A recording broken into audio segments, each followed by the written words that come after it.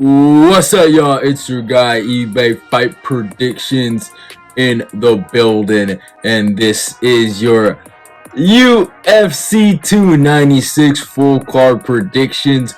Colby Covington versus Leon Edwards, eBay's favorite main event. His boys are going at it. These two guys are finna go at it.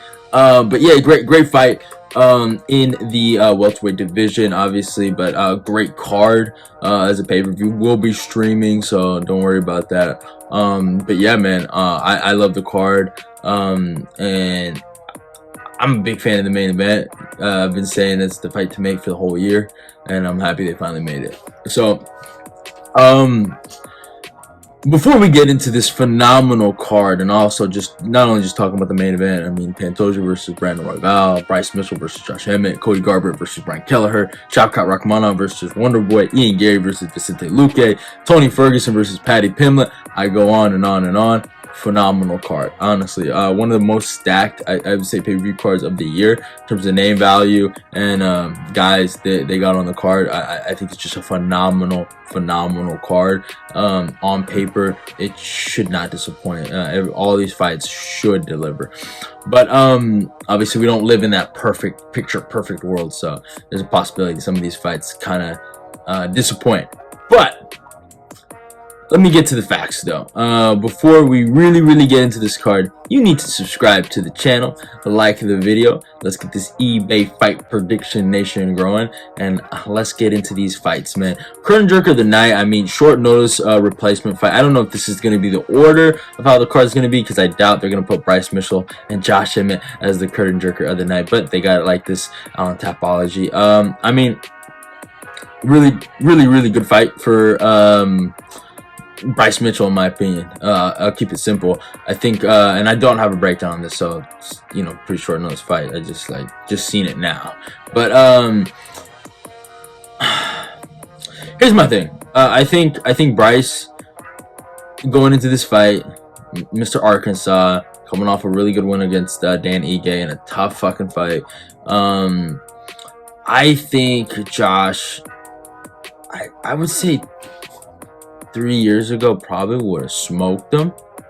I do think that, like, especially the Josh that fought Shane Burgos, that guy probably would have smoked Bryce Mitchell. But I don't think he's that guy. I did see some of the scrambles he got into with Topuria. Yeah, he went the distance with Topuria, but he got dominated. I thought he got destroyed in that fight.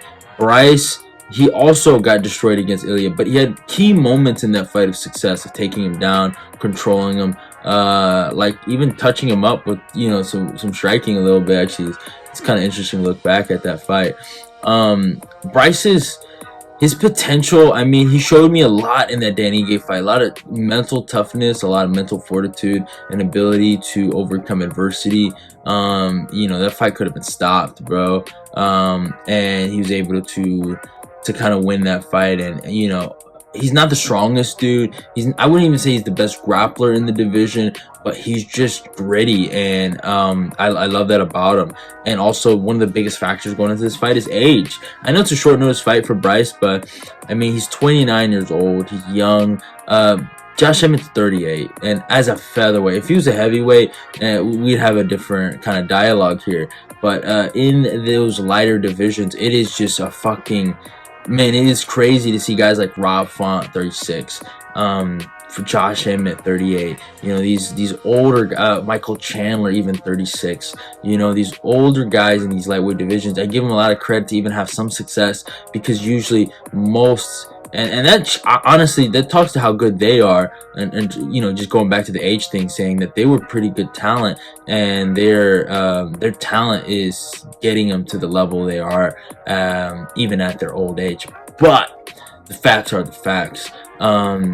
You just cannot, I repeat, cannot compete anybody at the highest level at an age of 36 or 37 in those lighter divisions. I'm just sorry. I mean, Josh Emmett, I mean, he was what, 37, 36 when he fought for a title. Respect to him, but I mean, robbery decision. I shouldn't say robbery decision. Controversial decision against Cater, and he got beat up twice. I mean, the Yair fight was brutal too. He hasn't been out grappled a whole bunch. I mean, he had a cool little scramble with Ilya, but I think he will be getting out grappled here. I think the age will show. I think the first round will be interesting. I think the power is something to look out for Bryce. I mean, he's gonna have to look out for that. And he you know, that the overhand series, he's very. And I mean, Josh Emmett, he's still fast too. It's not like he's not fast, but I just think I think he's just gonna gas out. I don't know. Like, he's never truly gassed out, but I just think we haven't really seen him fight like a legitimate grappler. I think maybe Machado Bektik, right? It's the last time he's fought someone that's really coming to grapple him. Danny Ige, Cater, Shane Burgos, guys primarily strike, to be honest with you. A lot of strikers he's fought, so and the Bektik fight ended really quickly. So what does he do if someone's just constantly going for double leg after double leg, single leg after single leg, inside trip after inside trip? You know, what is he gonna do? Those are kind of the questions I'm wondering. I don't think he will compete as well if he has to deal with it at a consistent rate. That's just my opinion. But I think Bryce Mitchell actually gets the decision victory, but should be a really great fight. I cannot wait for that fight. Next fight, we got Andre Fili versus Lucas Almeida. Good fight. Both guys, I mean, have some really good wins. I mean, Lucas Almeida, what he did to Michael Trezone, awesome performance. I was in shock. I mean, he was losing the beginning of that fight and then comes back and does his thing. His last fight was against Pat Sabatini. Pat Sabatini's fucking I mean, Pat Sabatini is, I don't know how to describe him. He's I know he just lost to Diego Lopez, but I kind of saw that coming. But he's legit. Sabatini's legit, bro. He's legit, man. I've seen Sabatini just dog guys out in the grappling, so no shame in that loss. And then Andre Fili lost to Nathaniel Wood, who, in a great fight, by the way, very back and forth, but who's also really, really good. Both guys, they lost to some decent competition. Not like, I'm not saying they're fucking high level, top 15 or top 10 level guys, but in terms of the you know, guys in the unranked section, that those guys are legit guys they lost to, you know, guys that are good enough to be ranked but aren't ranked, you know. So yeah, and Andre Fili and Lucas Almeida are kind of in that same category, especially Andre Fili. I think he is so good enough to be ranked. He really is, but for some reason he just cannot find himself in that position to be ranked.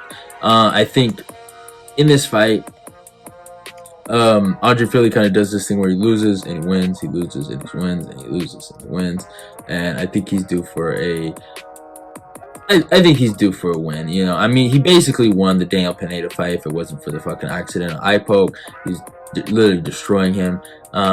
He got knocked out by Joe Anderson Brito after that, and then beat Bill Algeo in a fucking gutsy performance. So I think Andre Fili, I mean, wrestling wise, is live here. I think he can get takedowns in this matchup, and then I think striking wise, he's very competent. He does a little bit of a reach advantage, so he will be the longer guy in this fight. So I got Andre Fili here, probably by decision, but it should be a great fucking scrap. Next fight, Shamil Gadzhi versus Martin Buday. Martin Buday has been somewhat semi-decent in the UFC. I mean, he's done his thing. He's been winning a lot. I mean, the competition hasn't been the best. I mean, Josh Parisian, Jake Collier, Lucas Boriski in a split decision. But besides that, he's been winning. So respect to him there. And I've pretty much picked fucking Buday for most of his fights. Now, Shamil Gadzhi has a lot of hype. A lot of people think he's the guy. I mean, 11-0, really good Russian, and you know that kind of goes far in this game. If you're Russian and you're undefeated, man, you're kind of treated respectfully. But I mean, Buday is also 13-1, really good record, also European, you know. So Slovak Republic, you know, fucking. So interesting fight here. I just think Gadzhi might be the more athletic out of the two, and I think he might have a wrestling edge here and just a more athleticism edge. But I could see the finish, and the finish would be interesting to see. But yeah, I got Shamil Gadzi here, getting the victory. Should be a good fight though. I actually think he might get a ground and pound TKO victory in the 3rd round. Actually, that's gonna be my official pick. But yeah, I think Gadzi's the more athletic out of the two, and should be a great fight though. And he has the reach advantage, so that's something to look forward to.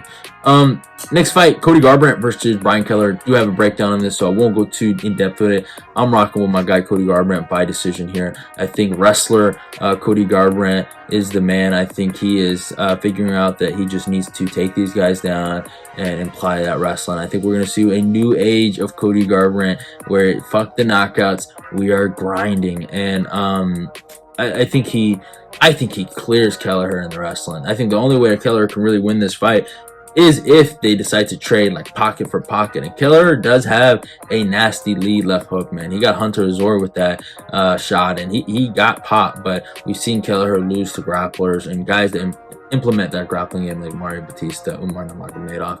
There is a clear path of victory that Cody needs to follow, is grappling, and I saw Cody do it against Trevor Jones, and I was super happy about that. So, but breakdown will be coming out very soon where I kind of go more in depth on the matchup in itself. But yeah, next fight, Alonzo Menifield versus Dustin Jacoby.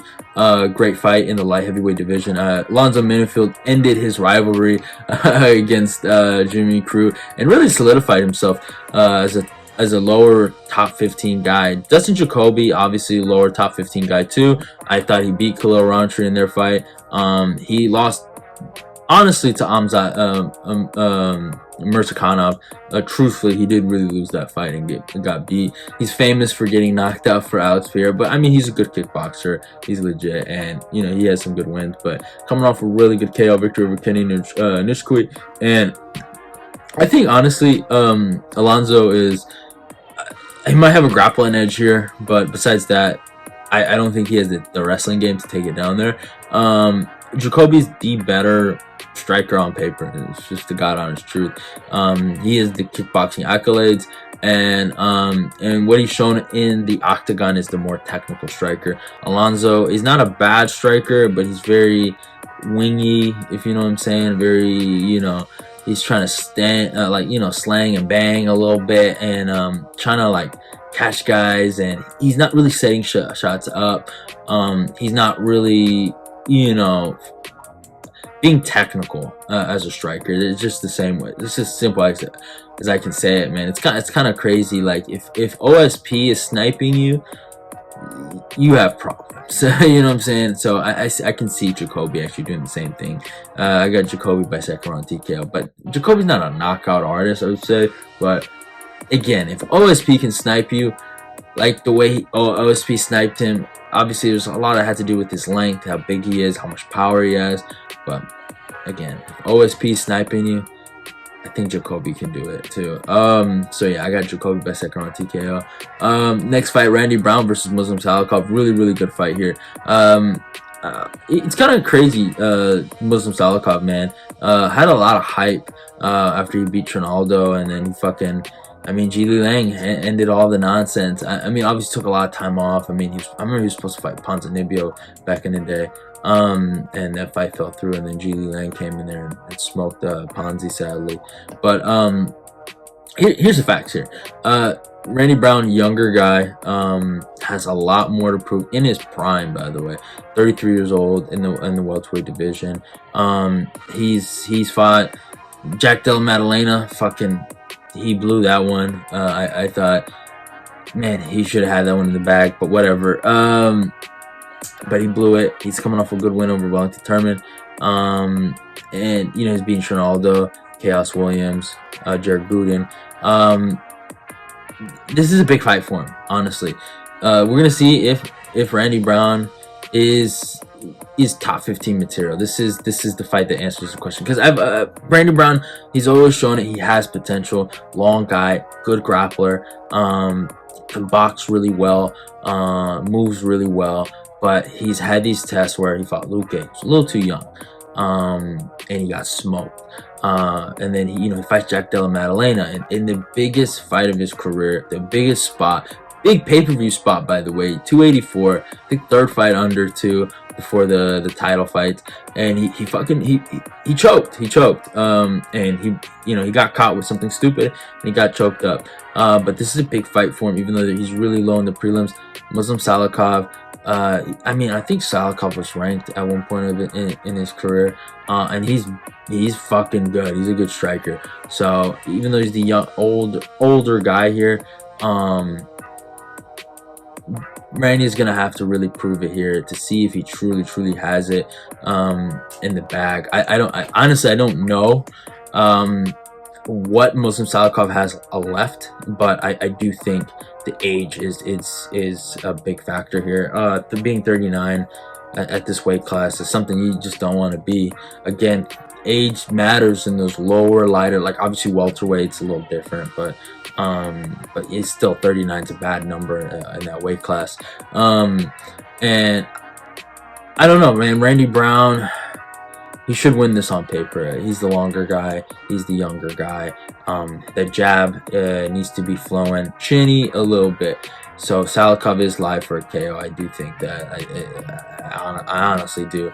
But Randy, I think Randy should win this based on his footwork, his boxing placement, his punching placement, and his punching accuracy should show here. So yeah, I'm a rock with Randy Brown here by decision. Next fight, Casey O'Neill versus Irene Lipski. I think this is going to be pretty simple. I got Casey here. I think Casey's just the better fighter out of the two. I think grappling wise, she's going to probably maul her. I could actually see Casey actually finishing Irene Lipski. We've seen Irene Lipski when she deals with these kind of grapplers. She does deal with issues and kind of can't really how to adjust during the fight. So I think Casey should honestly win this. She hasn't fought in 8 months, but I mean, she lost to Jennifer Maia. I think the jump up in competition was a little too much for her, but I think this is a big jump down in competition from Jennifer Maia. I think she beats on Irene Lipski. I mean, Irene Lipski's done her thing, beating JJ Aldrich, Melissa Gatto, good for her, but I think I think O'Neill gets actually a submission, probably in the first or second. I'm gonna say second round submission for O'Neill, but yeah, should be a good fight. Next fight, Irene Aldana versus Karol Rosa. Awesome fight in the female division. I actually like Irene Aldana. I like watching her fight. Goes up there, boxes it up. She lost to the GOAT, Min Nunez. No shame in there. I think she's gonna beat up Karol Rosa. Karol Rosa is a good grappler, but that's about it. And yeah, I think she's gonna beat her up, bro. I think she's just gonna KO. I think she's gonna get a KO, bro. I think it's gonna be like a late third round TKO. I think she's gonna finish her. I think this fight's gonna go out a little longer. I think Karol Rosa might get some top time, get some takedowns. But at the end of the day, I think Irene Aldana is gonna really put it on her and smoke this girl. So yeah, I got Aldana here by third round TKO. Next fight, Tagir and Blekov versus Cody Durden. Hey man, respect to Cody Durden, by the way, man. I mean, Colby Covington Jr. 4-fight win streak. I mean, Jake Hadley, Charles Johnson, Carlos Mota, and then JP Baez. I mean, he's come back after that fucking Muhammad Makayev loss and with a vengeance, man. I was surprised he got the Jake Hadley victory. I give him that. But I think Tagir and Blekov first of all, he's too long. He's just really big for the weight class in itself. And I think striking wise, I think he's on a different level. I can see this fight going to a decision because Cody Durden's going to really press the takedowns and he's going to try to tire him out, how like kind of Tim Elliott did by just trying to out-grapple this guy. But I mean, he's fucking dangerous with his guillotine chokes, like the way he did Nate Menes was fucking nasty. I think he's super dangerous everywhere. I think Cody Durden's tough enough to take this to a decision, but Tagir and Blekov all the way, man. I think he's just too big. I think he's just gonna be too big for Cody Durden. He's gonna be the longer guy here. I know they're the same height though, which is interesting, but I just think he's just gonna be too long, too big. He's just wide. He's a weight bully. I'm sorry, no disrespect, but I mean, yeah, I think he's gonna go out there and bully Cody Durden, and should be a good fight though. The jab is gonna be big. So all these fights, I think I got breakdowns on. Vicente Luque versus Ian Machado. Garry. Garry has been in the news. I haven't really talked about the guy.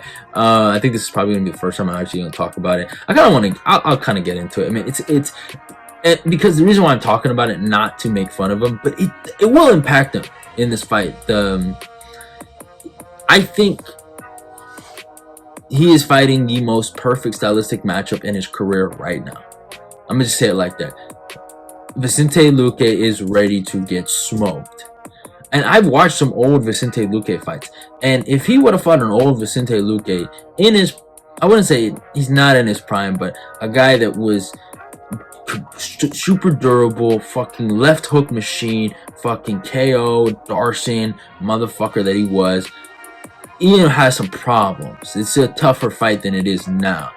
But this is the same guy that's coming back from some brain issues, got smoked by Jeff Neal, looked slow, looked stiff, looked stuck in the mud, and, you know, had to fucking ankle pick RDA to a decision victory. So Ian Garry has been given the perfect stylistic matchup and the perfect jump up to defeat Vicente Luque. He's been given all the right tools, but the thing that has went wrong is, first of all, MMA guru, and second of all, fucking Sean Strickland, and third of all, the GOAT, Brendan Allen. And what do all these things, these three things have in common? They've all talked about Ian Garry, and for some, I don't know if it was because there was no fucking fights that week, but for some odd reason, I just kept seeing so much stuff about Ian Garry. And, you know, guys, I've been killed at work, so I've been working a lot, so I would have probably talked about it, but the reason why I didn't want to talk about it at a certain point, because it just felt like dogpiling, and I just didn't want to do that. At the end of the day, here's how I feel. That stuff is going to fuck with him, and that's to Vicente Luque's favor. Vicente is not the better striker than him. That's just a fact. He's not as quick as him. He's just not. I think Vicente Luque, the only way I can see him winning this fight is breaking him down with leg kicks, body shots, and then hopefully something opens up on top. That's how you usually got to break tall guys. You got to go in the low. You got to start low to get up top. You have to break down the legs, and you have to break down the body so the hands start lowering down so you can break the head, right? So you can get that left hook that he always likes to get, or maybe stagger him and then get a Darce. And that's what Vicente Luque is going to be really looking for, in my humble opinion. But Garry's not going to give him that, and that's why it's going to be such a tough fight. But to counterpoint, the reason why I think all this media stuff might fuck with Garry is Garry might be motivated to force the KO instead of, you know, playing the counter striker. He might go forward and look for knockout shots that aren't necessarily there and try to force something and get countered with a left hook. Like, that's what happened with the Kenan Song fight. If you go really watch that, he tried to force a body shot in there that shouldn't have been there and got fucking clipped with a counter lead hook. And after that, he was like, okay, all right, let me chill. He picked them apart, he set his shots up, and then he created the KO with the setups, with the shots to lead to the KO. And he did the right things in that fight to adjust. I don't know, with all the banter that's going in his head, being called a cuck, being called less of a male, not an alpha male, whatever they want to call him because of his relationship with this girl. People saying he got knocked out in the gym. Vicente Luque even said it happened. Brendan Allen said it happened. These are guys he trained with. That's gonna affect any man, that your own comrades, you guys you worked with, teammates, are just saying you're trash and you get knocked out in the gym and you're not that guy, and it's gonna hurt you. You want to prove these guys wrong, and that is a very scary place for Ian Garry, because Ian Garry, that is not your game. You are not a forward fighting construct. He's a distance managing king. That's what he is. Whatever you want to say about the guy, how he lives his life, whatever. When we talk about fight skill, grappling wise, I don't know if he has it like that. I don't know if he can really make a run at the title. But top 3 strikers in the division, I can debate that. I think he's better than Jeff Neal on the feet. I think the only people that are better than him on the feet are Leon Edwards and Wonder Boy. I even think he's really slick. I think he could give Shavkat problems on the feet. I think Shavkat would have to take to the ground to really beat him. I'm not saying Shavkat wouldn't maybe KO him, but in terms of like just a technical ability on the feet, he's one of the best guys in controlling distance and counter striking and kind of jabbing at you, getting out the way, and then just pull back counter hitting you with the right hand. And he's so good at that. Leg kicks are good. His striking game is good. But the problem is emotions run high, and this could go into the favor of Vicente Luque, because if he wants to prove the fans wrong, or Brendan Allen, or MMA Guru, or Sean Strickland wrong, that he is that guy, he is an alpha man, he's not a cuck, and he can knock anyone out, he might fall into a trap where he might end up getting knocked out by a left hook. But case in point, I've talked enough about it. I don't think that's gonna happen. I think Ian Garry's gonna go out there, fight super controlled, and pick Vicente Luque apart and get him out of there. But it's a big but, because a lot of people were asking me, why didn't you do the Bobby Green pack watch? The reason I didn't do it is, again, it felt like dogpiling, you know? I didn't need to, the guy almost died, right? I don't think I need to spit on the man. He's literally dead, right? Jalen Turner already just smoked. I don't think I'm gonna ever have to hear anything about fucking Bobby Green for a quick minute about him being some fucking GOAT or being a BMF for a long time. I think people have stopped that. But I still got one last pack watch left in me, y'all, for the last year. And if Ian Garry fights like a fool, then brother, I'm sorry, pack watch is coming. If he fucking drops the ball here in an easy stylistic matchup, then he's fucked, because I don't think Vicente Luque is gonna grapple here. And I don't even think Vicente Luque can. Ian Garry's too long to be out grappled by Luque. That's just my humble opinion. But I'm telling you, if fucking Ian Garry somehow loses this easy, I shouldn't say easy, but favorable stylistic matchup, pack watch is coming. Just saying. But I'm rocking with Ian Garry by third round TKO. I think he gets him out of there. But should be a good fucking fight, Ian Garry. A lot on the line, man. You don't want to get packed up, man. All right, they have not seen Israel Adesanya since eBay fight predictions put him on a pack watch, man. He ain't been the same since twice. All right, but yeah. Next fight, Tony Ferguson versus Paddy Pimblett. I have a breakdown on this. I got Tony Ferguson by third round sub. I don't know, something about me in the third round. I'm just switch it up. I'm gonna say this ends in the first round. First round sub. It's gonna be a great fight. I think these guys are gonna go in the gutter. I think Paddy Pimblett is a sucker. I don't think he's that good. I think, yeah, this is the ancient Tony Ferguson, the fossil that he is, but I don't think Paddy Pimblett is him. And yeah, man, I mean, fucking Jared Gordon beat him, so hey, it is what it is. The skeleton of Tony Ferguson still got something left in the tank to beat this clown.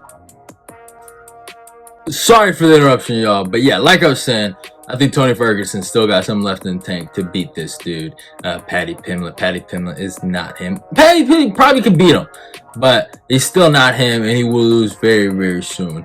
But yeah, I'm rocking with Tony Ferguson, because why fucking not? And please, Tony, bro, please take my pick to the damn bank, baby. I hope he gets it done. I really do actually hope he gets it done. He deserves to win. Him and Goggins, undefeated duo, baby. Undefeated duo. Let's see it. But yeah, after this, retire, bro. Please, man. Respectfully. But yeah, next fight, Shavkat Rakhmonov versus Stephen Thompson. Phenomenal fight in the welterweight division. I love this fight. You guys know me. I love some Shavkat. Obviously, I do have a breakdown on this, so go check that out. I am rocking with Shavkat Rakhmonov by I'm gonna say decision here. I think he beats. But he has such a 100% finisher. I'm gonna say submission. No, TKO, ground and pound. Third round again. I keep doing the third round thing, but man, I think Shavkat fucking just just whoops this guy on the ground. I think that the discrepancy in the grappling is going to be way too big for Shavkat not to take advantage. And I do think Wonderboy is the better striker out of the two, but I do not think there's this huge like 30-mile margin in between their striking. I think Shavkat's good enough to, you know, keep it on the feet in moments and then take it to the ground and just, you know, transition from wrestling to striking at a high pace. And I think it's just going to be too much for Wonderboy. Obviously, Wonderboy, again, fucking 40 years old, bro. Had a phenomenal performance against Kevin Holland, but Kevin Holland is not Shavkat Rakhmonov. That's just a fact. So, yeah, I'm rocking with Shavkat here. I go more in depth in my breakdown, but yeah, it's going to be a great fight, though. Next fight, the co-main event, Alejandro Pantoja versus Brandon Royval 2. I think this is going to be, first of all, just to say it, I have a breakdown on this coming out on Tuesday, so go check that out. Film study breakdown, but it's a great fight. I think Royval brings a lot of great intangibles to the fight. I think it's going to be fun, but again, I think Pantoja is going to do I think he's going to do a copy and paste of the first fight. The first fight, he just truly came out there on business, was standing on business, and went out there and murked this dude Royval in the grappling department. Just took his back at will. I think Pantoja has some of the best jiu-jitsu in the game right now. His back takes are some of the best. He has some of the best rear naked chokes, and I just think Royval is, again, I've always criticized him. That's why I picked against him a lot. He's a guy that he's depending on the chaos. He's depending on brawls, and in those situations he thrives. But this is Pantoja, a guy that will brawl you to death because he knows he can knock you out and take you down because he knows he can submit you. So if you're talking about a guy that is, you know, can accept the brawl, it's Pantoja. And it is risky. I do think Pantoja does leave himself open at moments, but I do think Pantoja will submit him in the second round, so like he did the first time. And I think he's going to make quick work of Brandon Royval. I think he's the best right now. He's the best flyweight on the planet. And yeah, you know, I had him beating Moreno, and I'm going to have him beating Royval here again. In the main event, I have a breakdown on this, but this is eBay's favorite fighters. I love Leon Edwards and I love Colby Covington. Leon, I told you guys he was going to beat Kumar Usman, and I also told you he will fight Colby Covington for the world title. It fucking sucks that I got to see my guys duke it out, but I got to rock with America's favorite fighter, Donald Trump's favorite fighter, Colby motherfucking Covington. I think Colby can do it. I think Colby can be sticky enough. I think Colby can be grindy enough. I think Colby can do the little gutter things to get this win. I think it's going to be a close fight. I think Leon has a lot of edges on the feet, but I think Colby can stop those things if he can get the chain wrestling going. And that's going to be kind of the fight here. If Leon can stop the chain wrestling of Colby Covington, and if Colby Covington can inflict and use his chain wrestling in this fight against Leon Edwards. And I think that's the fight in itself. It's going to be a great fight. I think Colby Covington is the most relentless wrestler in the division, and I think Leon Edwards is the most well-rounded fighter in the division. And has some of the best fight IQ in the game. But I do think Leon, he does kind of think a little too much, if you know what I'm saying. He kind of waits a little too much, and Colby doesn't know how to wait, and he just throws volume after volume after volume. So it's such a great fight. I can't wait for it, but I'm rocking with Colby Covington by decision here. Call me crazy, but I think Colby finally gets his belt here. I think it's going to be a great fight. Do I think Leon can go out there and beat him? Yeah, of course. Leon Edwards is one of the best fighters in the world, but this is America, baby, and the best is in the West, baby, and we are USA, and UK will be going down, baby. Colby Covington will be your new welterweight undisputed champion. But hope you guys enjoyed the full card predictions. The breakdowns will be coming out during fight week. But yeah, love y'all and goodbye. It's your boy eBay. I'm out of here, and yeah. YouTube channel. I'm gonna go check that out, and hey, subscribe to eBay's Fight Prediction. Let's keep the eBay Fight Predictions Nation growing.